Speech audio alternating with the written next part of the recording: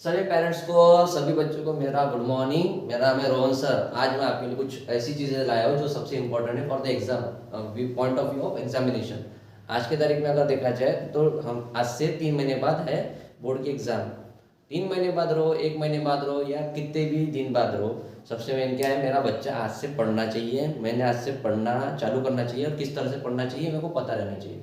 और for example, हमारे time पे अगर हमको पढ़ना रहा तो हमारे टाइम में मोबाइल डिस्ट्रैक्शन नहीं था इतना, पर आज की तारीख में मोबाइल का डिस्ट्रैक्शन है। तो सबसे पहली बात, अगर पेरेंट्स को अगर मेरिट में लाना है बच्चे को, तो उसको मोबाइल से दूर रखना पड़ेगा, तभी जाके बच्चे कॉन्सेंट्रेशन से पढ़ाई करेंगे। फॉर एग्जाम्पल, बोर्ड के एग्जाम का एक प्रिपरेशन लेते हैं कि किस तरह से बच्चा ने प्रिपरेशन करना चाहिए आज से, और बोर्ड भी चाहता है कि आपके बच्चों को अच्छे परसेंटेज मिले।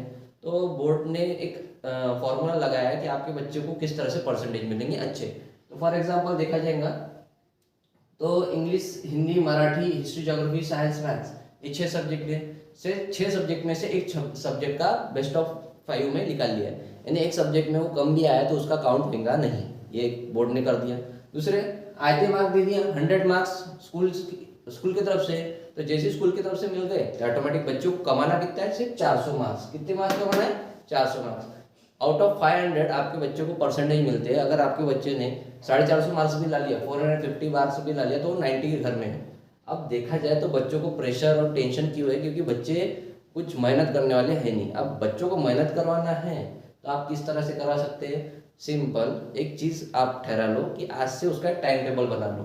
पेरेंट्स को जिम्मेदारी लेनी पड़ेगी, तभी जाके बच्चा कुछ कर पाएगा, या बच्चों को खुद एक सीरियसनेस रखना पड़ेगा कि बा आज से सभी दोस्त को बंद, टीवी बंद, मोबाइल बंद, रिश्तेदार की शादी बंद, किसी का कुछ हुआ है तो वो भी बंद। आज से मेरे को सिर्फ क्या करना है, मेरे को सिर्फ काय पे ध्यान देना है, मेरी पढ़ाई पे। 3 महीने का ड्यूरेशन है, 3 महीने का ड्यूरेशन को किस तरह से मैं प्लान करूंगा, एग्जीक्यूट करूंगा। अभी मेरे पास कुछ ऐसी टेंशन है बच्चों की कि बच्चे मेरे पास आते हैं, सर पढ़ाई नहीं हो रही, क्या करूँ, मेरा ये प्रिपरेशन नहीं हुआ, वो प्रिपरेशन नहीं हुआ, क्या करूँ।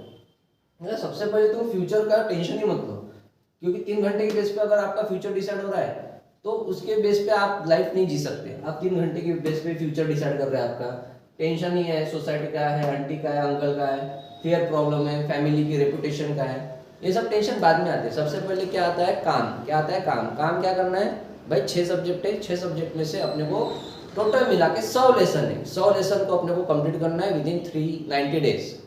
100 लेसन को 90 डेज में अगर कोई बच्चा अच्छे से प्रिपेयर करता है तो ऑटोमेटिक वो एक अच्छे मुकाम पे आ जाएगा।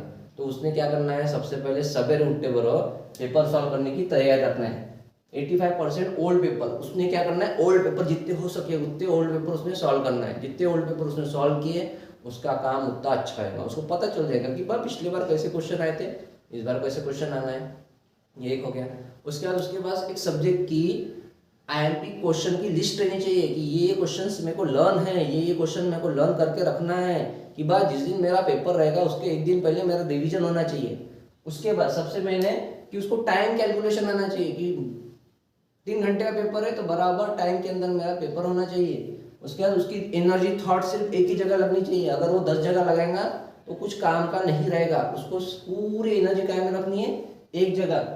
उसका स्मार्ट वर्क करना है। स्मार्ट वर्क मैंने आपको ऑलरेडी बताया, 50 क्वेश्चन, 10 पेपर पूरे लर्न करके, important question, old is gold paper, old paper और द गोल्ड पेपर, उसको इतना अच्छे से प्रिपेयर करो कि समझ लो। उसके बाद आपके बुक्स कंप्लीट रहनी चाहिए, प्रैक्टिकल बुक्स अभी कंप्लीट कर लो बच्चों, क्योंकि बाद में नहीं आएगा। अभी बाद में फिर आपको क्या बोलेंगे स्कूल वाले, प्रेशर देंगे, ये कंप्लीट कर दो, वो कंप्लीट कर दो। इस मंथ में पूरा उड़ा दो, जनवरी फरवरी only for revision, only for revision. तो आप अगर देखेंगे कि अगर अभी से भी आपने प्रिपरेशन की है किसी भी चीज़ के लिए तो आपका पूरा पोर्शन कंप्लीट हो सकता है। बट डिसाइड क्या करता है, आपका इंटेंशन, आपका यानी बोलते कमिटमेंट कि मेरे को करना है। क्योंकि देखो 600 मार्क्स है, 600 मार्क्स में से 500 मार्क्स के ऊपर आपका कैलकुलेशन होगा।